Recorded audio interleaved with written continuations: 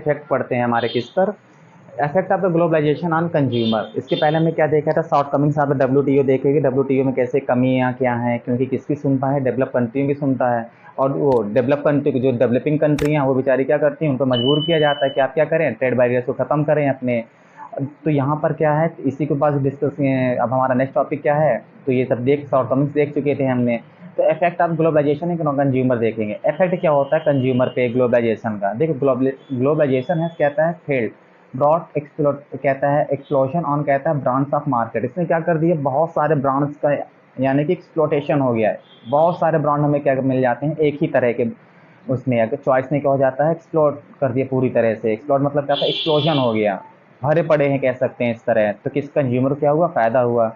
The quality of the good has been, कहता है improve. जो क्वालिटी ऑफ गुड से क्या हो गई, वो कंपटीशन की वजह से क्या हो गया, इम्प्रूव हो गए। क्योंकि सारे ऑनर क्या जानते थे कि अब क्या है, कंपटीशन बढ़ रहा है, कंपटीशन बढ़ रहा है तो उनको क्या करना पड़ेगा, अपनी क्वालिटी को इम्प्रूव करना पड़ेगा। तो क्वालिटी इंप्रूव करने की वजह से फायदा किसको हो गया, कंज्यूमर को फायदा हो गया। प्रोड्यूस कहता है इन्वेस्टेड, कहता है न्यू टेक्नोलॉजी, और न्यू टेक्नोलॉजी की वजह से ऐसा हुआ। कहता है greater of the choice on goods and available. अब क्या हो गया, बहुत सारी चॉइस अवेलेबल हो गई गुड्स की। अब व्यक्ति क्या कर सकता है, ये देख सकता है चॉइसेस उसके पास में, कौन उसके लिए अच्छा हुआ, कौन उसके लिए बेकार है। तो ये सब क्या है, फायदा ही है। कंपटीशन ट्रेंड्स तो कहते हैं keep the prices of the same products equal and low. अब कंपटीशन की वजह से क्या कर रखा गया, जो प्राइस होगा उसको क्या रखा जाता है, लो रखा जाता है, सेम रखा जाता है, कि इक्वल रखा जाता है या लो कर दिया जाता है। ये फायदा किसको हुआ, कंज्यूमर को हुआ। अर्बन एरिया कहता है वेल ऑफ सेक्शन हैज, कहता है बेनिफिटेड द मोस्ट, कहता है from the globalisation. Urban area ने क्या किया, अच्छी तरह से सबको फायदा उठाया, और वो क्या है, ग्लोबलाइजेशन के लिए इफेक्टिव रहा।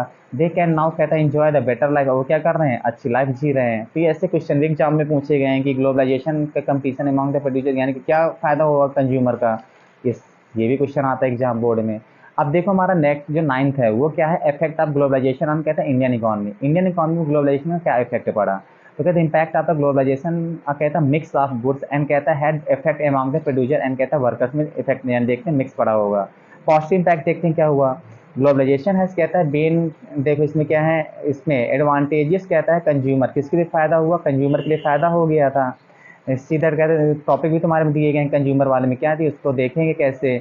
एमएनसी कहता है हैव इंक्रीज दैट, कहते हैं इन्वेस्ट इन, कहता है इंडस्ट्री लाइक, कहता है सेल फोन, ऑटोमोबाइल्स, कहते हैं electronics, soft drinks, fast food and, कहता है सर्विसेज लाइक, कहता है बैंकिंग, ये क्या हो गई हमारी, बहुत इंप्रूव हो गई। लोकल जो हमारे रॉ, कहते हैं मटेरियल्स होते हैं, रॉ मटेरियल वगैरह, सप्लायर कहता है कंपनीज है, कहता है प्रॉस्पर्ड, यानी कि बहुत ही धनी हो गई, कहते बहुत रिच हो गई। जो लोकल कंपनियां थी हमारे सप्लायर से क्या हो गए, उनके पास में अच्छा खासा पैसा आ गया। टॉप इंडियन जो कंपनीज थी है, कहते हैं benefited from the in created, कहता है कंपटीशन। इससे क्या हो गया, बहुत ही फायदा होगा। जो हमारी टॉप कंपनियां थी इंडियन की, उनको फायदा हुआ। एंड कहता है सक्सेसफुल कोलैबोरेशन विद, कहता है फॉरेन, कोलैबोरेशन कर दिया था किसके साथ में, फॉरेन ट्रेड के साथ में, फॉरेन कंपनियों के साथ में, तो इनको और फायदा हो गया। अब देखो इंक्रीज एफडीआई, और क्या बढ़ गया, एफडीआई भी हमारा बढ़ गया। ग्लोबलाइजेशन कहता है has turn some Indian companies, कहता है मल्टीनेशनल, टाटा मोटर्स, टॉयज वगैरह, इन कहते हैं एशियन पेंट, इनको क्या कर दिया, इंटरनेशनल बना दिया। आप समझो कितना फ़ायदा हुआ इन सब चीज़ों से भी। एम्प्लॉयमेंट एंड, कहता है news up supporters opportunities and, कहते हैं इंक्रीज, बहुत सारी न्यू अपॉर्चुनिटी भी निकल कर आई। सर्विसेज सेक्टर कहता है हमारा बढ़ गया, हर चीज़ हमारा क्या हो गया यहाँ पे बढ़ा। इंडिया हैज़ बिकम, कहता है hub of cheap outsourcing in the, कहता है फील्ड ऑफ डाटा एंट्री। और तो भारत क्या हो गया, इस तरह से भारत को बहुत सारा फायदा हुआ कह सकते हैं। तो ये क्या थे हमारे पॉजिटिव इम्पैक्ट थे पूरी तरह से। तो इतने सारे हुए हमारे पास में क्या है, पॉजिटिव इम्पैक्ट थे हमारे, क्या क्या मिलता है, एफडीआई बढ़ जाता है, लोकल रॉ मटेरियल जो कंपनियां होती हैं इनको क्या हो, बड़ी बड़ी जो लोकल कंपनियां थी यानी टाई अप कर लेती हैं, तो उनको भी एक इंटरनेशनल पहचान मिल जाती है। ग्लोबलाइजेशन है बेनिफिटेड, तो कहता है अर्बन वेल ऑफ, कहता है सेक्शन ऑफ द, कहते हैं वो क्या कर दिया, जो रिच दस स्टैंडर्ड ऑफ द लिविंग, जब चॉइस बढ़ जाती हैं तो इससे जो कह सके अर्बन सेक्शन था उनको क्या, उन्होंने अपने स्टैंडर्ड ऑफ लिविंग में इजाफा कर लिया। बहुत से ऐसे फायदे होते हैं। तो what are the advantage of the globalization, ये क्वेश्चन भी पूछ रहा है कौन से एडवांटेज है ग्लोबलाइजेशन के, तो ये सारे एडवांटेज लिखे जा सकते हैं, इतने सारे दिए गए हैं। Negative impact due to high competition. अब देखो नेगेटिव इम्पैक्ट क्या होता है, अगर किस एक सिक्के के दो पहले होते हैं, अगर एक पॉजिटिव और दूसरा नेगेटिव भी होता है। अब देखो ऑन प्रोड्यूसर्स, कहते हैं कंपटीशन की वजह से, देखो जो प्रोड्यूसर्स हैं हमारे उनके यहाँ क्या है, राइजिंग, कहता है कंपटीशन हैज हिट हार्ड, कहता है स्मॉल कंपनीज। जो छोटी छोटी कंपनी है बेचारी, वो कैसे इनका मुकाबला कर सकती हैं, बहुत ही मुश्किल था कि ये मुकाबला भी कर सकें, किनका, छोटी छोटी कंपनियां बड़ी बड़ी कंपनियों का। तो बहुत सारी कंपनियां क्या हो जाती हैं, बंद हो गई वो, क्योंकि उनका मुकाबला नहीं कर सकती हैं।